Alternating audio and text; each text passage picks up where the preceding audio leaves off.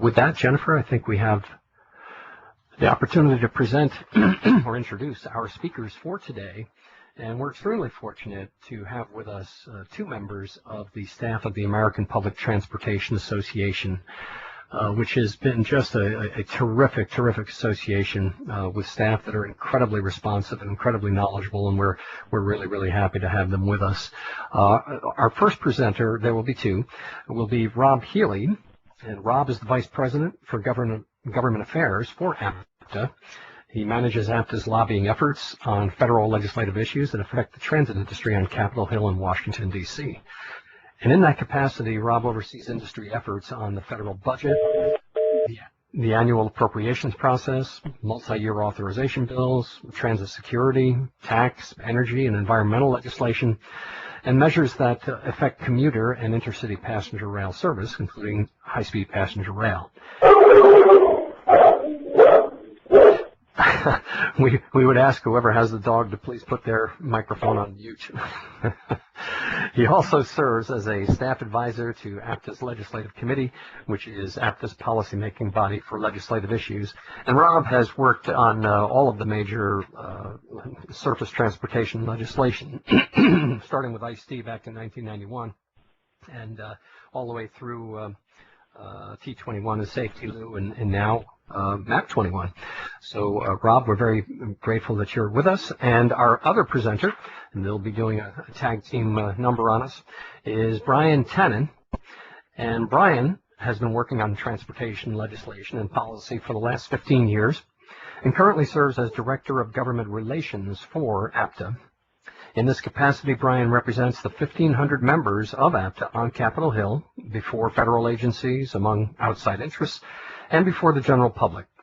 Brian leads the Government Affairs Department, coordinating with the transit industry membership to plan and execute legislative and government relations strategies. And I don't think we could have two better qualified people to provide us with the most recent information on the major provisions of MAP-21 as it relates to public transportation. And with that, I'd like to turn it over to Rob and Brian. Thanks, Joel. Brian and I appreciate being here on behalf of APTA.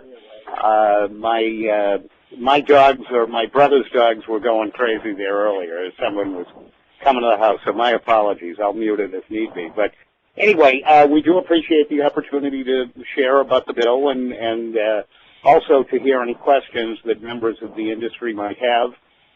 I want to compliment you, Joel, on your webcast capability here. It's very interesting to be able to see the attendees. So good tools. This follows on a webinar we actually did about 2 weeks ago with congressional staff. But as I say, everybody's trying to understand the bill now. And MAP-21, moving ahead for progress in the 21st century, is the new Surface Transportation Authorization Bill. It was H.R. 4348, Public Law 112-141. It authorizes your federal transit and highway programs through FY 2014, which is September 30, 2014. It authorizes $10.6 billion in 2013 and $10.7 billion in 2014. And I think I should be on this. Hang on here. Let me move. Yeah, there we go. Oh. Okay, am I on the right slide there, Joel? I think so it's $10.6 billion in 2013, $10.7 billion in 2014 for federal transit programs. It extends the dedicated taxes through 2016. It extends the current transit program for this year through the end of 2012. So that was extended under Safety Lou. It allowed the Federal Transit Administration to apportion the final funding under the bill, both recently the bus and bus discretionary grants, and the balance of the formula programs. And I think before we move on to Brian here, and we're going to talk a little bit about formula programs. We're going to talk about the new stage with repair program, safety, new starts, generally try to move through all of these. bills and titles, sections and titles. And I would just say that in terms of the overall judgment of the bill, at least at this point, and, you know, we've got the regulations to be implemented. The law is going to need to be implemented by the FTA. But I think the overall judgment of the bill has been positive. It does provide some predictability. It's certainly better than the alternatives of more short-term extensions of current law. I think that, as everybody's pretty aware, a year ago there was discussion in the House. Actually, the appropriations bill moved to cut the transit program and the highway program by 35%.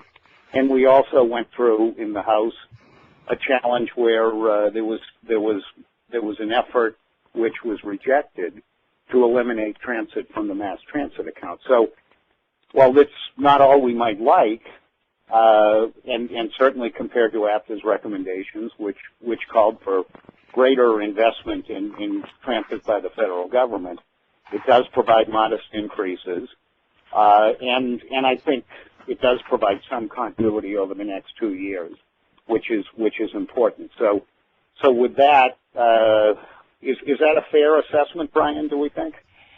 I think that's absolutely a fair assessment. So anyway, as I say, not all we'd like to see, and doesn't have a high-speed rail program. You know, we certainly are going to be back at this quickly, recognizing that it's essentially a 2-year bill. But with that, let's talk a little bit about this, Brian, if you want to start on the formula program. So, thanks, Rob. I'll just move along here. Do we have somebody else clicking through on the... That was me, Brian. My bad. Oh, okay. All righty. So we, you know, one of the, obviously the big portion of the program, of the Federal Transit Program, is our formula programs. Not much change to the overall formula program. The core formula itself saw no changes in terms of the distribution of funds, but under the factors that they go out under. But what we did see were some changes around the edges here, and one of the things I think is a prominent change for systems, at least smaller systems, is the new 100-bus operating flexibility. This is something that goes back to, dates back to when a number of systems were faced with census changes, and in many cases were surprised by population increases and changes that threw them out of eligibility for operating assistance, for utilizing those formula funds for operating assistance. Over the years, we had worked at APTA with a coalition of smaller transit operators, the 100-bus coalition, in looking at solutions for this. And the final legislation includes that added flexibility for systems that operate 100 buses or less. It's a tiered system, allowing for basically a limited amount of use for their formula funds for operating needs. Additionally, within the formula programs, we do have a change on the STIC program, the Small Transit Intensive Cities program. That formula saw an increase from 1% up to a 1.5%. So people are seeing a 50% increase in the amount of funds that go out under this, basically a reward tier, utilizing service factors.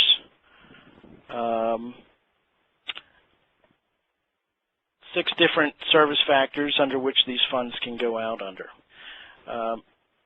And that's for the small urbans, Brian, right? Under 200K Exactly. Urban areas is what. The other thing, Brian, I think just to note is that the bill does preserve the existing flexibility, I guess I should say it retains the definition as a capital expense of preventive maintenance. So a lot of communities over 200,000 rely on that as a way to pay mechanics wages and meet some of their operating costs. So the law, that part of the law is retained. Correct. And Rob and Brian, this is Joel. I guess I have to apologize that someone has apparently found their way into doing some scribbles and doodles. I can assure you it's not us at CUTR, and I suspect it's not you as well. I think Jennifer's probably doing all she can to, to get rid of whatever some challenged person is putting on the screen. It's not distracting, Joel. It's fine. Okay, very good. All right. Well, anyway, proceed.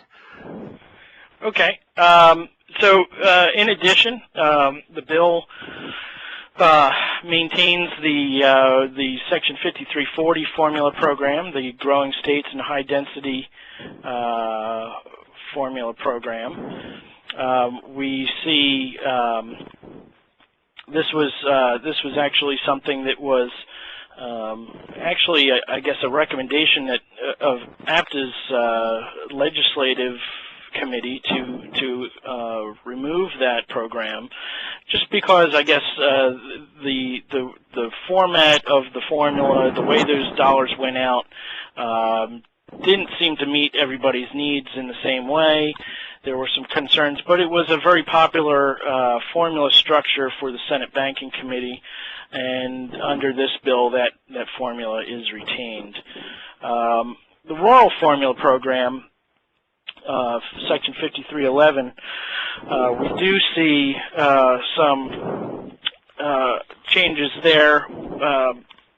Again, similarly with the urban formula program, and we were going to talk about JARC separately, but I think it's important to note that the Job Access and Reverse Commute program, which previously had been a separate and distinct program providing discretionary grants and at one time, and now we're talking about a program that's been wrapped up into both the urban formula programs and the rural formula program. Now it's no longer a distinct program. It's more that they've moved the eligible uses, the eligibilities under the JARC program into those programs, and now you have those eligible activities available for urban and rural formula grants.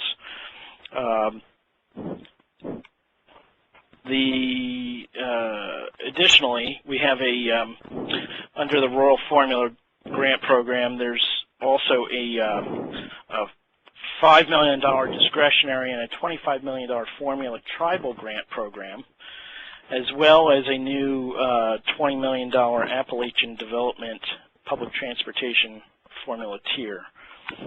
The funding available has about $630 million authorized, and those funds also include funds from the 5340 program.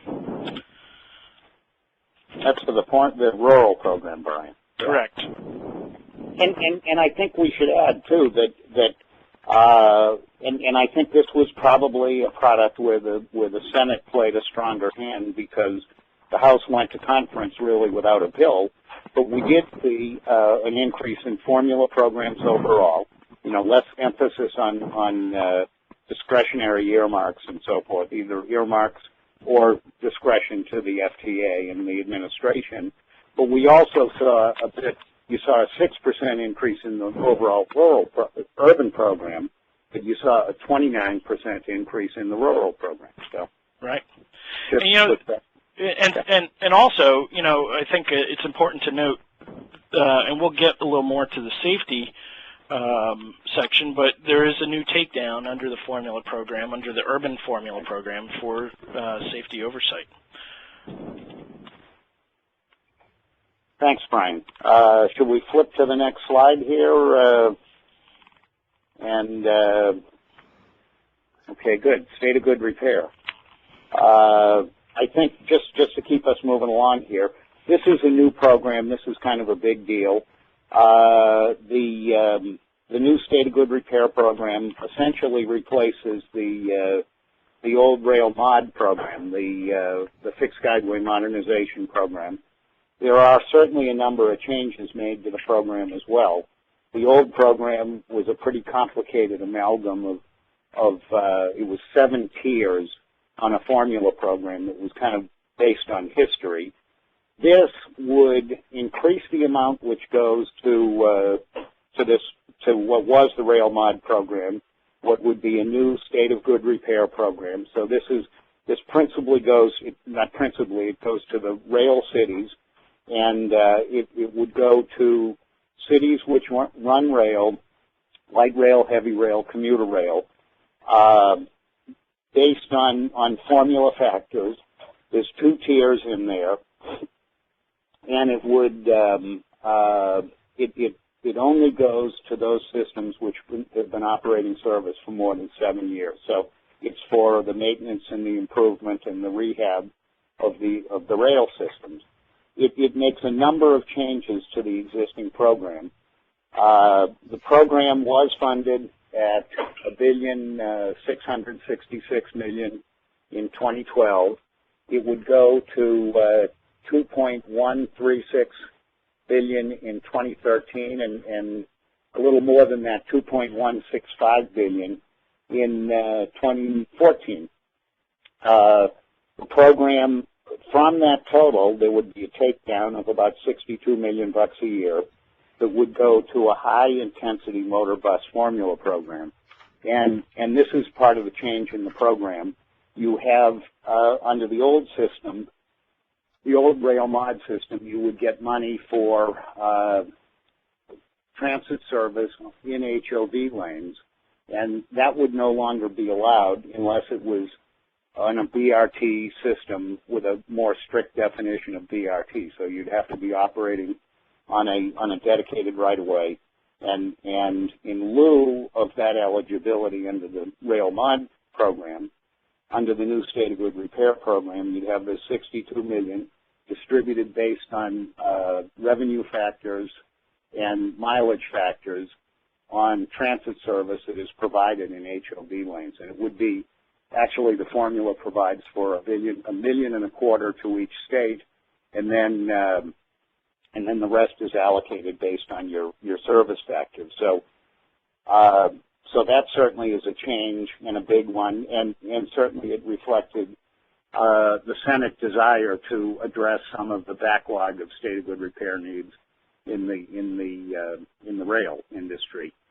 Now, on the bus side of the equation, you used to have a bus and bus facilities program that was funded at $984 million in 2012.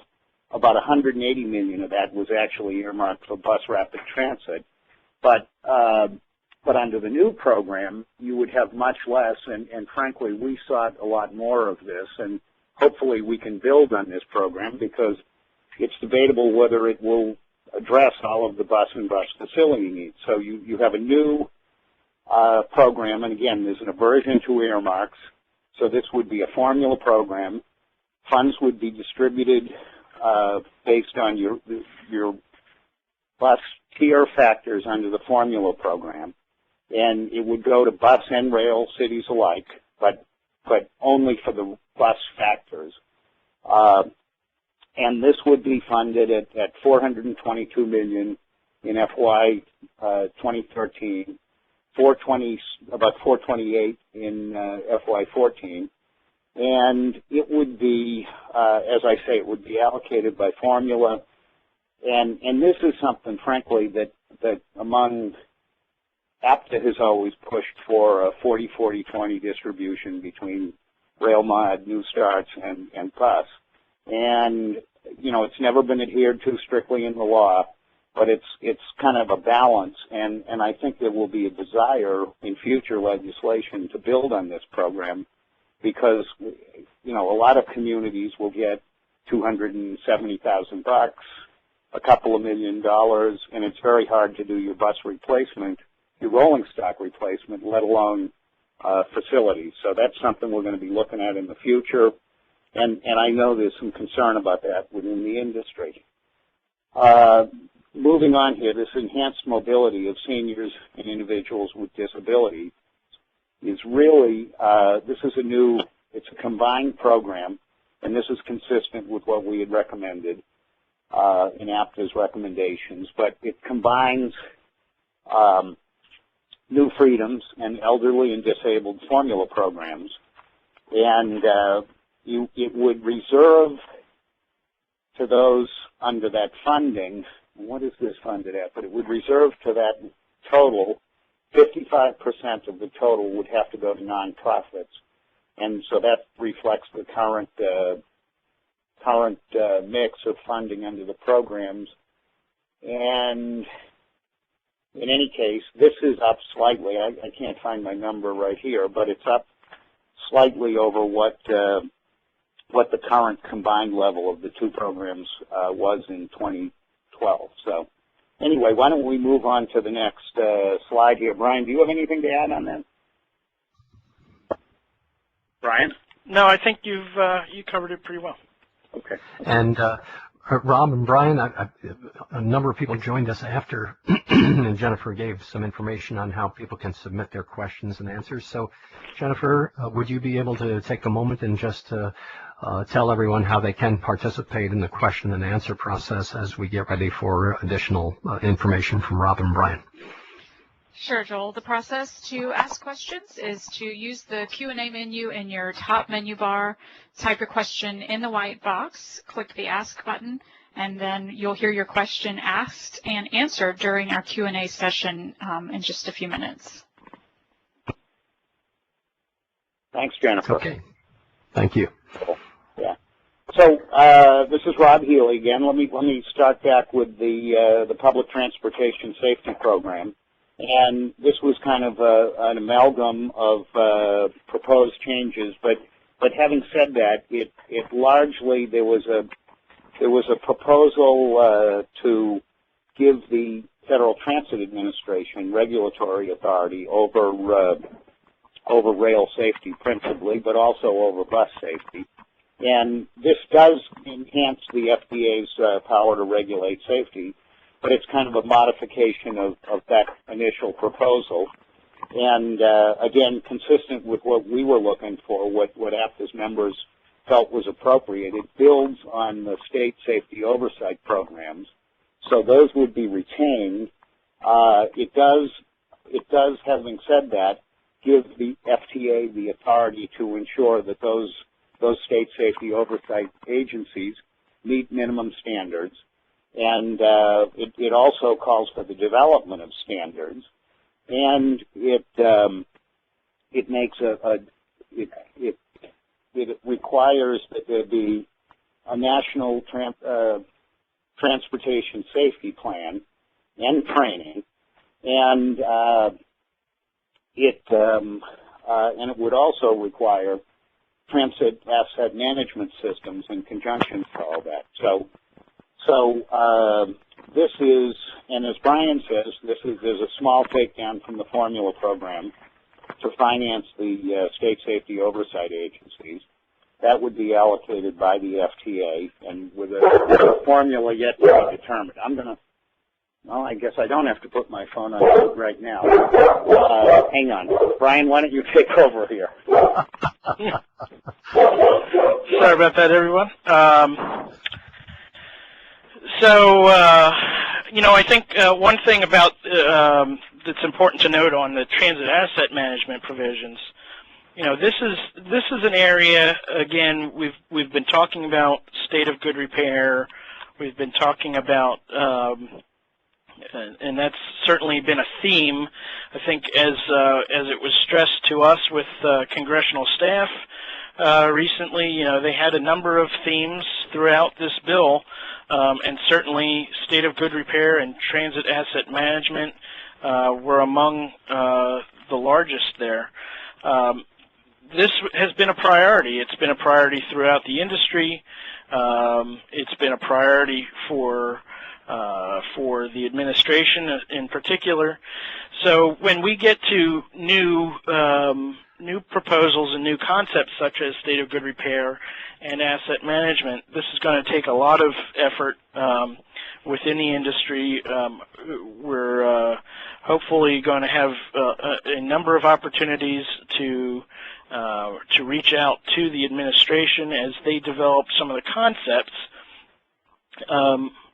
that are called for within this bill. For instance, under the transit asset management provisions, the FTA has to develop a definition of state of good repair. And we have a lot of performance measurement requirements throughout this bill, in the highway title of the bill, in the planning section of the bill, but also within these portions as well, where the FTA must develop performance measures based on this new definition of state of good repair. With so many differences between agencies and their structures and their different assets, making sure that those definitions come out in a thoughtful way that considers everybody's situations and needs is going to be very important.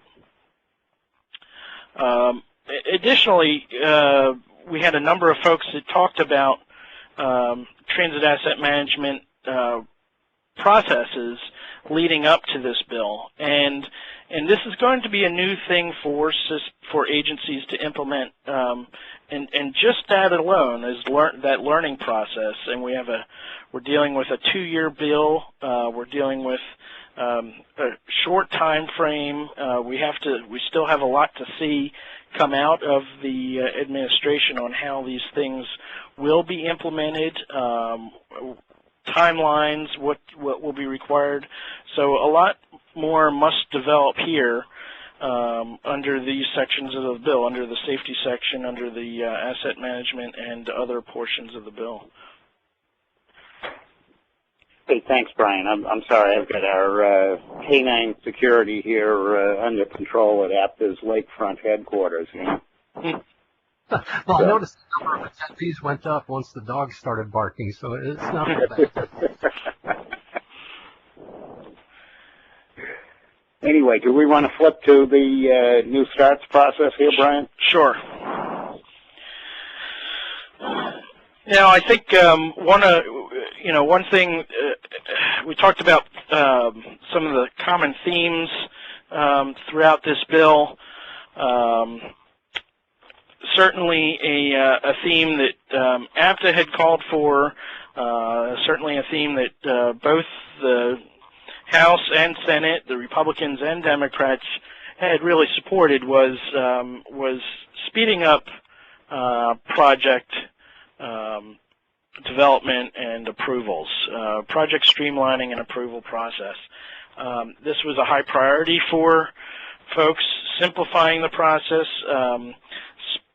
speeding up the approvals, eliminating redundancies, and you have a number of provisions throughout the bill that do that.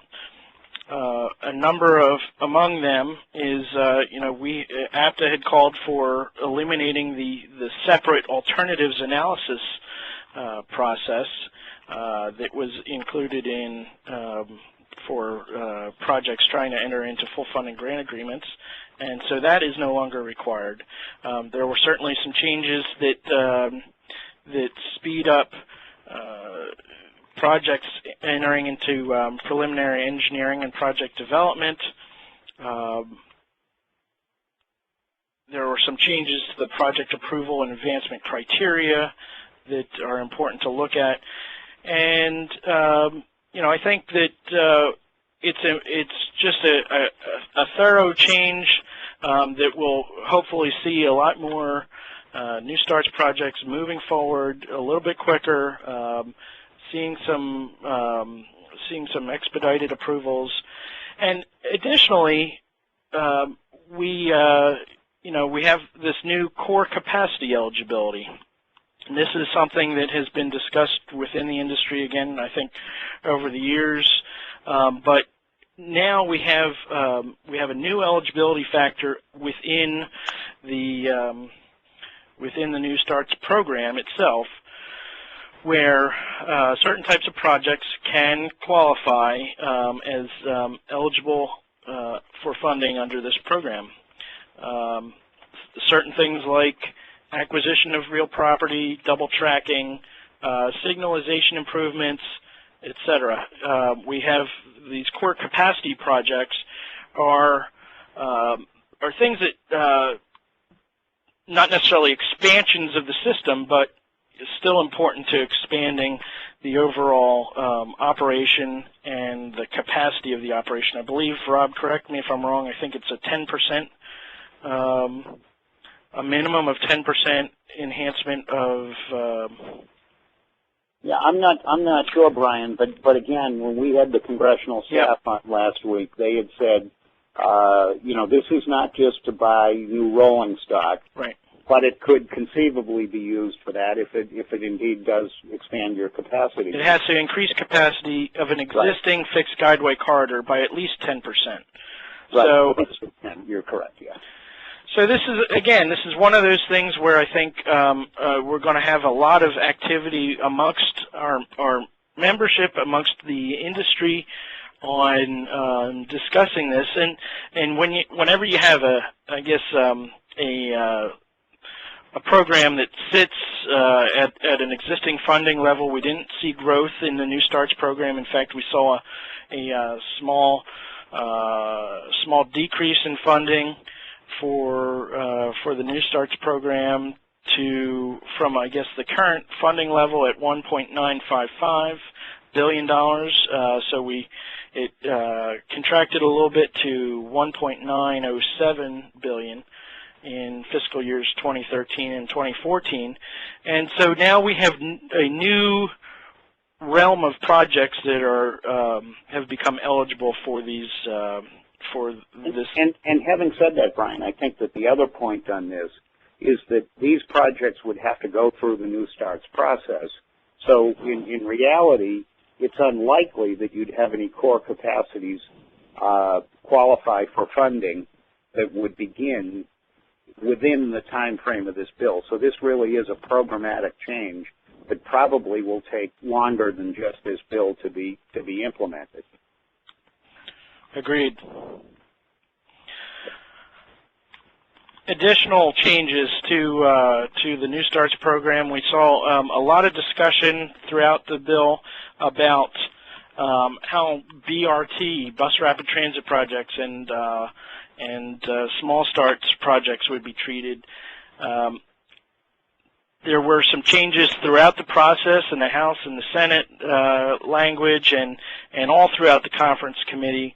I think what we wound up with, dealing with some definition changes and how the program will treat small starts corridor-based bus rapid transit projects. We did get some new language there, which I think is a little bit more appealing to folks that were looking at these smaller BRT type projects.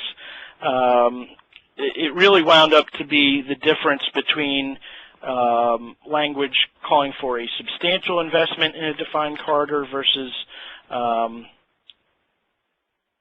or a majority, this is a substantial majority of the project operating in a separated right-of-way. So we have, I think that what turned out here, there were some differences in what the features that are required by BRT. There was a reduction in the elements that were listed in the statute. So there's some changes there. But all in all, I think these are some good sound changes to the bill, changes to the law, and that will allow, again, projects to move forward. One oversight that we've come across, there was traditionally a set aside for small starts projects under the New Starts program. And there was supposed to be, I guess, in the end negotiations, there was supposed to be an additional set aside for small starts projects that did not make it into the final bill. It's been discussed as a possible corrections type of item, but at the moment there's no separate amount of money available for small starts projects. Those projects obviously remain eligible, but there's just no set aside amount of money. Anything else you want to add, Rob? No, I think you covered it pretty well, Brian. Okay.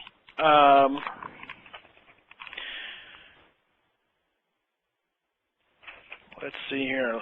Should we move on? Next slide. Planning and performance management. I think one of the really prominent changes here in the planning program really centers around new language in the bill that adds a requirement for transit to have a place on the MPO. All MPOs will be required to include transit agency representatives in their governing structures. And that's not all agencies, just well, a rep, I think, right? Exactly. It's not, you won't, an MPO won't have to include every transit agency within its jurisdictional area, but there will be required, they will be required to have transit agency representation on the MPO. There had been some talk about changes that might have forced small MPOs to basically go out of business, to be closed up. That was not retained in the final language of the bill, and so we're pleased with that, as we felt that those smaller MPOs still had a very important place in the planning process, and they kept for small transit agencies, kept it very relevant in the whole overall planning process. Additionally, we see the performance requirements, performance targets put up here again. We have a requirement to establish a national performance measurement system, and MPOs, and again now with substantial input from transit agencies, you're going to see a lot of movement in that regard. Again, this goes to I think, as Rob alluded to, with the core capacity projects, and as I mentioned earlier, a longer timeline for working on and developing the concepts throughout this bill. And so we do have a lot of work on our hands to develop this, but there's some time here. We've got $127 million in FY 2013 authorized for the metropolitan and statewide planning programs. We also have some significant changes in the research development area. The committees basically worked to develop a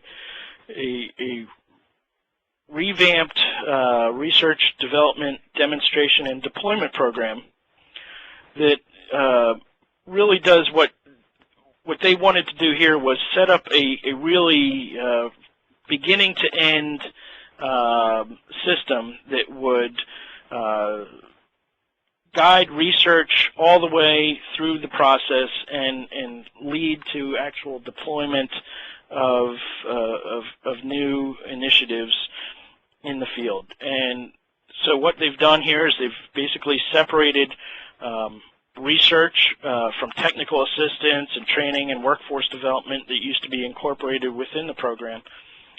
Taking that out there, we'll get to that in a minute, and they've added this new competitive deployment program, really the bulk of which is dedicated to low and no emission vehicles, and the related equipment and facilities. It looks like a larger chunk of change here for this program, but when you factor in the idea that there is no longer a clean fuels bus program in the bill, in the law, essentially I think you can look at this new deployment program focusing on low and no emission vehicles as matching up, if not identically, rather closely to that to the old clean fuels program. Well, and Brian, I think a lot of this stuff reflects the aversion or the desire to eliminate earmarking in a lot of this stuff too. Correct. So, correct, and that's throughout the bill. Yeah, and when you were talking about, implementation activities, I think one of the things, and you were referring to it under metropolitan and statewide planning, but the fact of the matter is we all have, but the Federal Transit Administration has an enormous amount of regulations that they have to implement in this process, and that's part of both with, approving core capacity or any of these regulations. They've got a very ambitious process ahead of them. So anyway. Absolutely. And, Rob and Brian, we've got about 7 more minutes. If you, we should wrap up here then, and so we can do some questions, Brian. Should we? Yeah, sure. Let me just hit these last points here on the slide real quick. Technical assistance and standards development. The bill created a separate program for that. This is again a little different. The technical assistance will have to go out competitively. The standards development funds are basically legislated in the same way that they would currently operate, with standards development and the FTA working with the industry on that. And that standards are going to be a very important part of the safety program, and I think something for us to focus on rather closely. Those funds are actually coming out of the general fund as opposed to the trust fund. And then we have a program for workforce development and training. We've got $5 million a year in a general fund authorization. We don't have it on the slide here, but there's a separate funding for the National Transit Institute, although they do require a competitive selection process there. And that the NTI funding is actually comes out of the Highway Trust Fund and Mass Transit account for $5 million.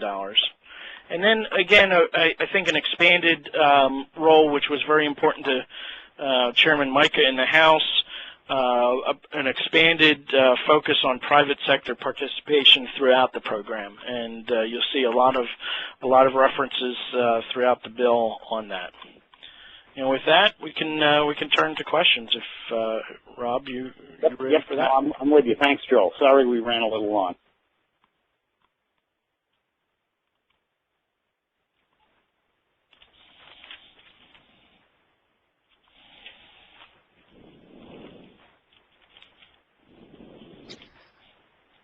Rob and Brian, we do have quite a few questions that have come in, so I'll go ahead and read a few of those to you. Thanks. Let's see. Can vehicle purchase programs like Wisconsin's Work and Wheels that have been funded under JARC for 11 years continue to receive funding under MAP-21? It says the Wisconsin DOT has expressed an opinion that vehicle loan programs will no longer be eligible, and the Wisconsin Association of Mobility Managers is seeking clarification. Can you help with that? Yeah. I don't think we could probably give an absolutely definitive answer on that. I think that in general the law envisions and the staff intended to allow a lot of these activities under the formula programs. You do have under the, and I'm not sure where this is funded under the formula programs, but if it were funded under either elderly and disabled or the New Freedoms program, those certainly are eligible expenses under this new combined mobility program. And I think, but I wouldn't speak to changes in the assuming this is an urban formula funded program. I guess I'm just not sure what that program is funded with right now. So, do you have any elaboration on that, Brian? Jennifer, you said they were asking about JARC funding? Yes, the vehicle purchase programs like Wisconsin's Working Wheels that were previously funded under JARC. Mm-hmm. Will those continue to receive the funding under MAP-21 was the question. Yeah. Yeah, go ahead, Brian. I mean, just to emphasize, I mean, I think, as Rob said, a lot of what the staff had emphasized was that there wasn't a lot of change in eligibilities. But then again, I think this is such a specific question. We're just going to have to take a closer look at it. Okay, Jennifer, I'm back now, and Rob, if it makes you feel any better, I had to go on mute. That's why there was silence a minute ago, because of my dog. So, you know, between the hacking and the graffiti and the barking, this has been a very informative session and very entertaining in its own way. And now we know why radio works on a 7-second delay. But here's the next question. Will you discuss further the Appalachian Fund that was added? This person's writing from Asheville, North Carolina. Sure. Go ahead, Brian. Yeah, I'm not sure I have a great deal to add on that, but Brian, do you have... I'm actually just trying to pull a note up here. So this Appalachian Development Program is essentially a, let's see here.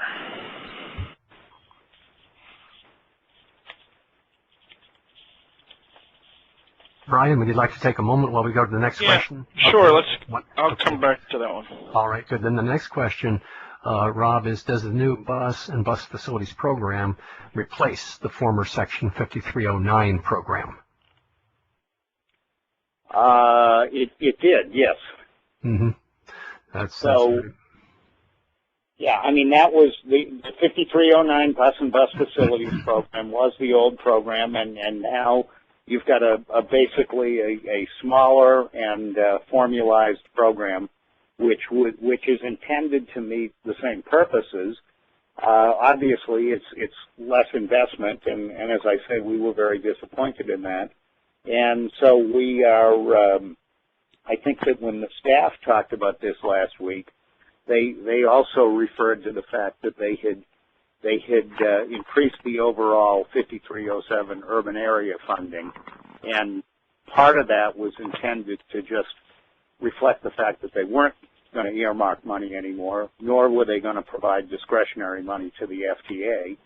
And so, again, there's still the ability to use your formula funds or these bus funds for rolling stock and facilities, but obviously it doesn't address all of the facilities needs, is kind of where we're at right now.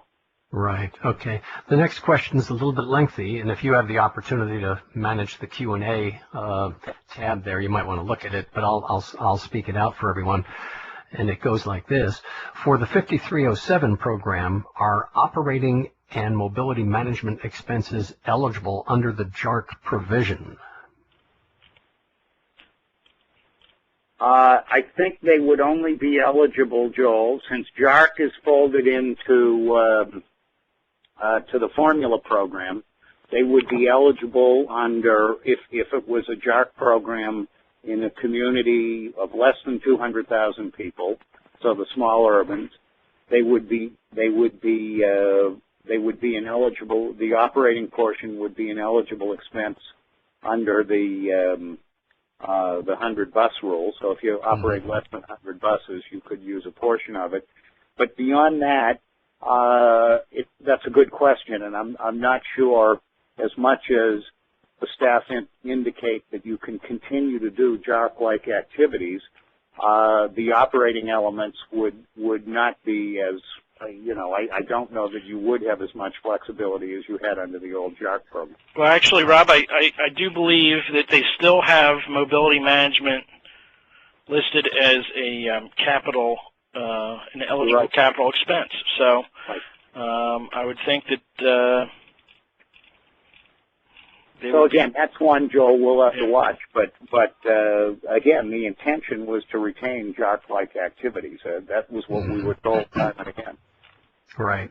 That question goes on, and it says, also, since we understand that there is a 3.07% carve-out for JARC projects under 5307, are we required to spend that money for JARC projects, and how will FTA track those expenditures?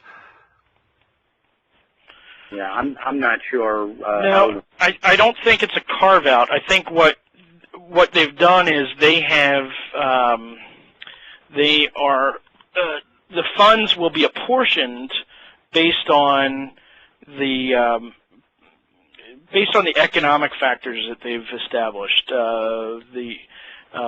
Which in setting the funds aside, as they pulled the JARC programs into the urban and rural formula programs, they wanted to still maintain some sort of linkage there.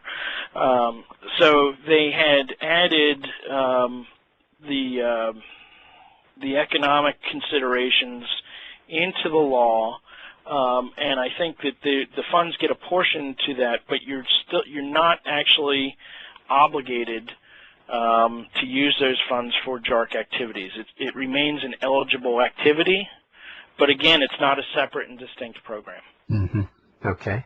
And lastly in this question, under the 5310 requirement for 55% going to capital projects, is that calculation based on a statewide percentage or at the UZA?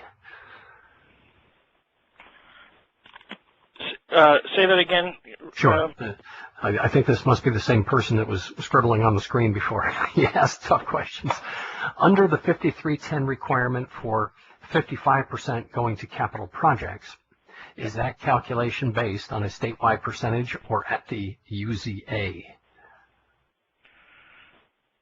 Again, Joel, I'm not sure. I just am not sure of that detail. And that's okay. And what would you recommend to people? Should they call their FTA regional office? Yeah, and I think it's something we can double back on. Well, go ahead, Brian. Well, I think it depends. I think it's for the recipients. But again, you've got. I think you're right. Probably checking with the FTA regional office is the best. I mean, we have you have the amounts allocated to as grants to the designated recipients, but then you have the additional issue of funding allocated to the subrecipients. So I believe that it's 55% of the funds. I mean, the law itself says the amount available for capital projects shall not be less than 55% of the funds apportioned to the recipient under this section. So depending on who the recipient is, I think if it's getting apportioned to the state or if it's getting apportioned directly to the transit provider. Okay. Next question. We've got three more. With AA funding out, what happens to alternative analysis projects funded under the previous law and those applications that are pending? I think, Brian, that was a question we got of the congressional staff when we did the thing last week, and they said we're not sure. But yeah, I think that, yeah. Yeah, I agree. Although I think that what was said, I mean, again, with this law, this is a unique situation because they did have to authorize the FY12 dollars as is any FY12 programs, right. and dollars going out go out under the old program. So I think that people, if they applied, if they're going to get an alternatives analysis grant under FY12, they're going to get it. I don't know how the FTA is going to, what they're going to require them to do, but the fact is, those FY12 dollars they have to be administered under the existing law. And then, Brian, the other thing, but the question is, if you were receiving part of your alternatives analysis funding in 2012, and yet there was an anticipation that it would have, under current law, spilled over into 2013, that was the question on which the staff were a little ambiguous. Right. Everybody's got the hard questions today. Where are the easy ones? Okay, let's go to the next one here. What is Section 5340 High Density / Growing States Programs for? If you could talk a little more about that. This is something that it really was a product of Safety Lou. It was established in Safety Lou, Joel, and frankly, it was the high density was an effort by Senator Paul Sarbanes at the time to say these high density states should get an allocation, and frankly, politically, that has remained a pretty strong program in the Senate, where about half of the banking committee come from those high density states, and the other part of that, and it was a 10% takedown on the formula program, basically, initially, 5% of which went out to high density states, and the balance was 50% that Senator Shelby had argued for, and this was an outgrowth of a desire by the Sunbelt states, really, to say that, we're growing states and we're frankly growing faster than the census reflects, and that was, so this put a factor in based on anticipated population growth, and so that's where those really came from. And if I could add, I think that it's important to stress that it's not a matter of what are these funds for. These funds are for, your normal transit formula expenditures. It was, as Rob is explaining, it's more about this formula structure was set up more to drive funds to these targeted areas based on high density issues or high growth issues. Mm-hmm. Okay. Next question is regarding new starts. Is there any advice for agencies that are about to embark on an alternatives analysis? Should we stay the course, try to streamline and incorporate the analysis into the environmental document? I know we've addressed this a little bit, but if you'd like to just have a few more comments on that regarding new starts, any advice for agencies that are about to embark on an alternatives analysis? Well, yeah, I don't know, Joel. I mean, I think honestly, Brian and I have worked to preserve the New Starts program on behalf of APTA. Having said that, we're probably not your best experts on working your way through the process. I mean, we honestly don't represent individual properties who are trying to advance projects, and we don't get into that competition, so we're probably not the best people to speak to that question. Mm-hmm. Okay, understood. Next question is with respect to project streamlining. Last year, Baldwin County received a grant from FTA for $1.7 million to create several new bus hubs. Red tape became so complicated the commission sent the money back, and we never got the improvements. How does this streamlining policy affect such situations? Well, again, not knowing exactly what the red tape was that was causing the problem. I think that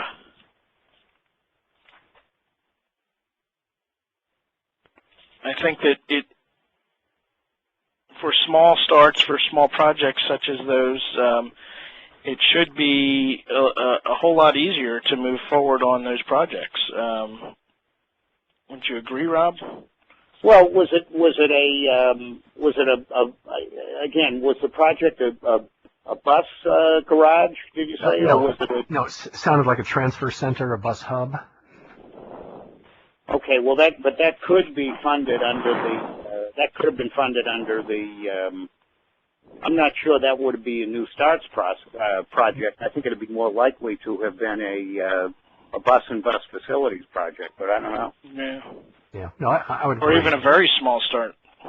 Yeah, and my thought would be it's not a new start at all. It's really just a bus facility, and Right. And they should try again. That would be my. So, and that would be eligible under the formula program. So in that regard, if you have formula money to use for it, you're going to do it under the regular either your urban or small urban formula program. And then the new bus formula funding would be your other source of funding for that, all of which is supposed to be allocated directly to the community and really become part of your formula funding. Mm-hmm. So Okay. it's not like you're doing a grant. You'd have to get a grant approval, but it wouldn't be exactly the same as under the old bus and bus facilities program, would be my expectation. Mm-hmm. Okay. Three more questions. Regarding using 5307 funds for operating less than 100 buses, do the funds have to come from federal fiscal year 13 funds, or can an agency use existing unobligated balance after October 1, 2012?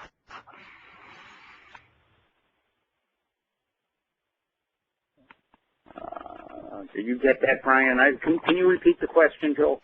Yeah, it's got a lot of complexity to it. Regarding using 5307 funds for operating less than 100 buses, Right. do the funds have to come from fiscal year 13 funds, or can an agency use existing unobligated balance after October 1, 2012?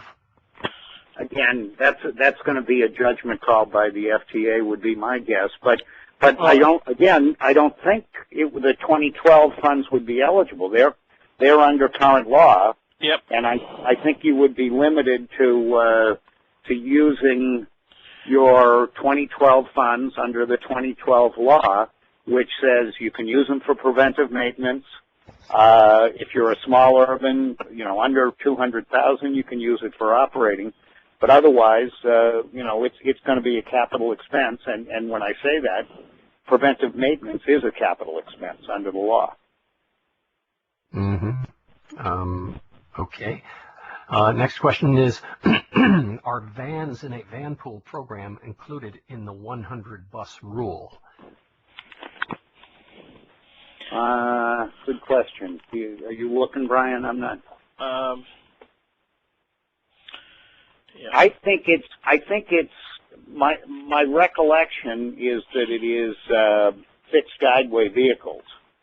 So if they were fixed guideway vans, not fixed guideway, but fixed I don't route. think fixed route is what I'm. Yeah, right. So I don't think you're including, Joel, your paratransit vans, if that is the question. Yeah, and I'll repeat it. Are vans in a van pool program included in the 100 bus rule? No, I think it's No, I think it's bus revenue service buses. Yep. Okay. On a fixed route, as Brian says. All right. The second to the last question. CMAQ now includes as an eligible expense operating assistance for operating costs under the transit title. Do you anticipate this to be an area transit systems will be able to receive additional funds, or will other projects obligate the bulk of the funding? I'll say that one more time. CMAQ now includes as an eligible expense operating assistance for operating costs. In the first 3 years, Joe, Mm-hmm. of a CMAQ grant. Okay. And I think that eligibility, I think, is eliminated. Is it not, Brian? Isn't that what Jim Kolb said? It certainly changed. You know, the new law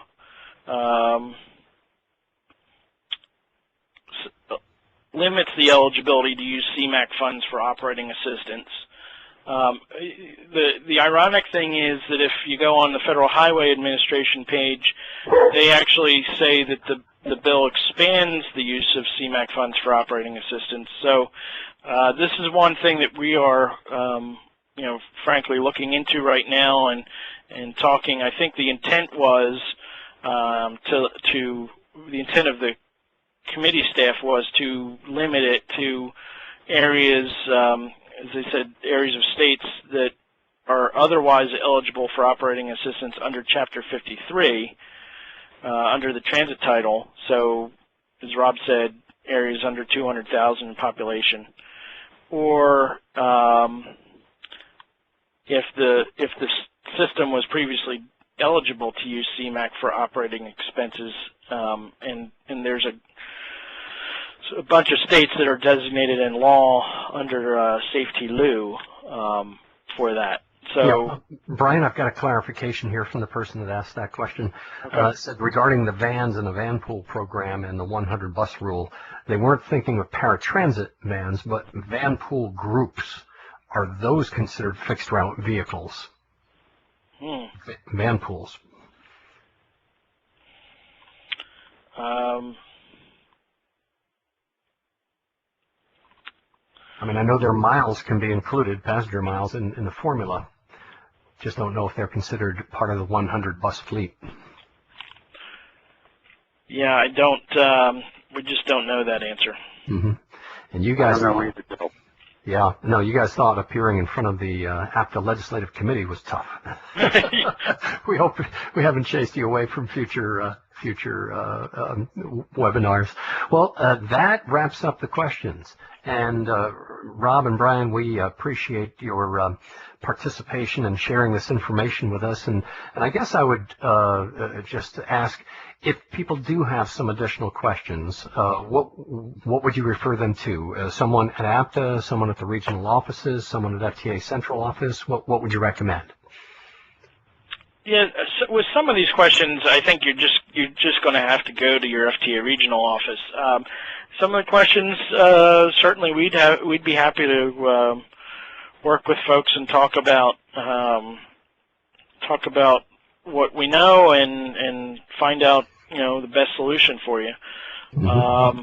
And Joel, we're still, you know, familiarizing ourselves. I mean, everybody's trying to get through the statute and the details, and I think that we are learning more as we go along. I think these questions actually help us kind of identify some of the areas we have to learn more about.